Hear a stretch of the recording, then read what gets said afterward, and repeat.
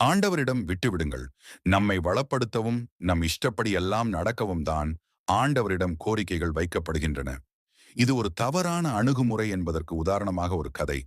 ஒரு ஆசிரமத்தில் வசித்த சீடன் மரக்கன்று ஒன்றை நட்டு வைத்தான். அது வளர மழை பொழிய வேண்டும் என ஆண்டவரிடம் வேண்டினான். கடும் மழை பொழிந்தது.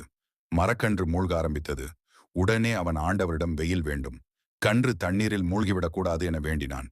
கடும் வெயில் அடித்தது. சூடு தாங்காமல் கன்று பட்டு போனது. வருத்தப்பட்ட சீடன் குருவிடம் போய், குருவே, ஆண்டவர் இரக்கமில்லாதவர் மரக்கன்றை நீரில் மூழ்கடிக்க பார்த்தார். நான் வெயில் வேண்டும் என கேட்டதும் அதை பட்டுப்போக செய்துவிட்டார் என்றான். சிரித்த குரு, நீ உன் சுயநலத்துக்காக ஆண்டவரை ஆட்டி வைக்க பார்த்திருக்கிறாய். மழையும் வெயிலும் கேட்க நீ யார்? மரக்கன்று நட்டதும் ஆண்டவரே இதை நன்றாக வளர செய்யும் என பிரார்த்தித்து விட்டு ஒதுங்கியிருந்தால் அது சரியானபடி வளர்ந்திருக்கும்.